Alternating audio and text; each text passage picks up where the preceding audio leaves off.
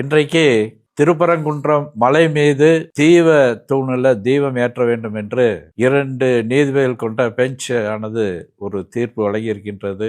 இது முருக பக்தர்களுக்கான ஒரு வெற்றி நாள். லட்சக்கணக்கான முருக பக்தர்கள் ஒவ்வொரு ஆண்டும் பாத யாத்திரை போய் பழனியும் திருப்பரங்குன்றம் இந்த மாதிரி 6 படைக்கும் போய் கொண்டு இருக்கக்கூடிய முருக பக்தர்களுக்கு அனைவருக்கும் இது ஒரு பெரிய வெற்றி. ஏற்கனவே தீபம் ஏற்றணும் அப்படின்னு நம்ம சிஆர் சாமிநாதன் அவர்கள் சொன்ன தீர்ப்பு, அதை நடைமுறைப்படுத்தவில்லை. இந்த அரசாங்கம் அறநிலையத்துறையும் நடைமுறைப்படுத்தாமல் தடுத்தது. மேல்முறையீட்டில் இன்னைக்கு அந்த தீர்ப்பானது சொல்லியிருக்காங்க. இது சரியான தீர்ப்பு, இந்துக்களுக்கு கிடைத்த மிகப்பெரிய வெற்றி.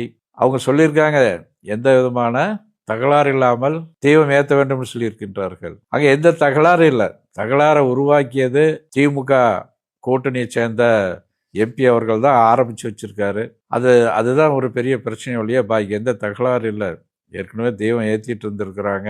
ஏற்கனவே பல கோர்ட்டு சொல்லியிருக்கு, 96 வாக்கில் கோர்ட்டு சொல்லியிருக்கு தெய்வம் ஏற்றணும்னு சொல்லி. இவங்க நடைமுறைப்படுத்தியிருக்கலாம். வேண்டுமென்று இந்த அரசாங்கம் முஸ்லீம் ஓட்டை வாங்கணுங்கிறதுக்காக தொடர்ந்து இது மாதிரியான காரியங்கள் இறங்கியிருக்காங்க.